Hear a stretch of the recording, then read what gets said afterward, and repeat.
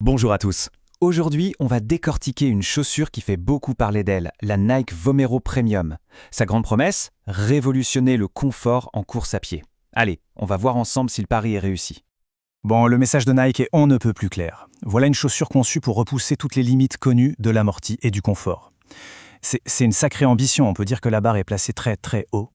Et pour tenir cette promesse, Nike n'y est pas allé de main morte. Regardez-moi ça, une semelle de 55 mm au talon. C'est juste énorme. On est en plein dans cette tendance des chaussures qu'on appelle maximalistes, qui sont en train de complètement redéfinir les codes du running.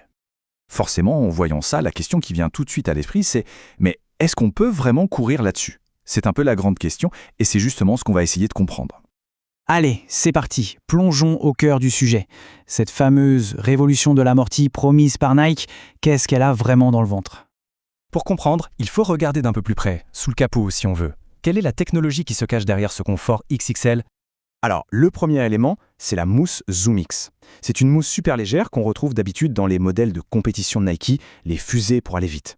Sauf qu'ici, l'objectif a complètement changé. On ne cherche pas la vitesse, non, on cherche l'amorti absolu et la protection maximale des articulations.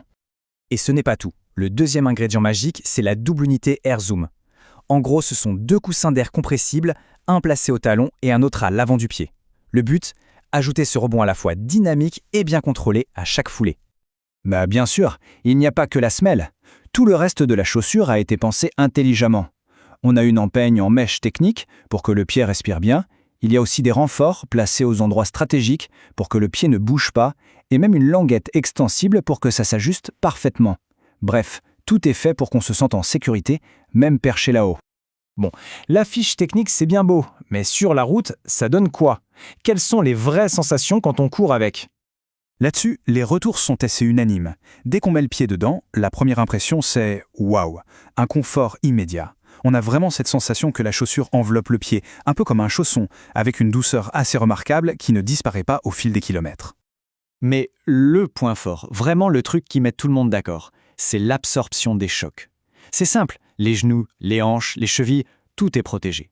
Surtout sur les longues distances, la différence est flagrante. On sent une vraie réduction de la fatigue, que ce soit musculaire ou articulaire. Alors évidemment, la plus grosse inquiétude avec une semelle aussi haute, c'était la stabilité. On pouvait légitimement s'attendre à une chaussure un peu instable. Et en fait, pas du tout. C'est même la grosse surprise. La plateforme est tellement large que la foulée reste super stable et bien contrôlée. Franchement, c'est un joli tour de force de la part des ingénieurs. Alors, la question qui se pose maintenant, c'est est-ce que cette chaussure est faite pour tout le monde? Parce que, comme n'importe quel outil très spécialisé, la réponse est probablement non. Clairement, elle va être parfaite pour les marathoniens, ceux qui enchaînent les kilomètres, ou bien pour les coureurs en phase de récupération qui ont besoin de douceur. Idem pour les coureurs loisirs pour qui le confort passe avant tout le reste. Par contre, si l'objectif c'est la vitesse, les séances de fractionnés, ou si le budget est un peu serré, il vaut mieux passer son chemin. Parce que oui, il y a forcément des contreparties. Déjà son poids, 321 grammes, c'est lourd pour une chaussure de running. Ensuite son prix, près de 230 €, c'est un vrai investissement. Il y a aussi ce petit risque à force de devenir dépendant à cet amorti extrême. Et un détail important, elle n'est pas homologuée pour les compétitions officielles. Du coup, le verdict, est-ce qu'elle vaut son prix? Pour répondre à ça, le mieux c'est de la comparer à ce qui se fait chez la concurrence. Quand on la met face à ses rivales directes, on voit tout de suite où elle se situe. En retour d'énergie, grâce à la mousse ZoomX, elle est devant. Par contre, c'est aussi la plus chère, la plus lourde et surtout la moins polyvalente du lot. Et si on regarde le rapport qualité-prix pur, notre analyse la place en 4e position. La New Balance More V6, par exemple, semble offrir le meilleur compromis global. La Vomero Premium, elle, se confirme comme un produit de niche très très spécifique et donc assez cher. Donc si on devait résumer le verdict de finale en 3 points, ça donnerait quoi? Premièrement, son amorti est absolument exceptionnel. Pour la protection et le confort, c'est du jamais vu. Deuxièmement, c'est un outil très spécialisé et ce n'est pas la chaussure à tout faire. Et troisièmement, c'est un investissement premium vraiment destiné aux coureurs qui ont un besoin spécifique de récupération haut de gamme.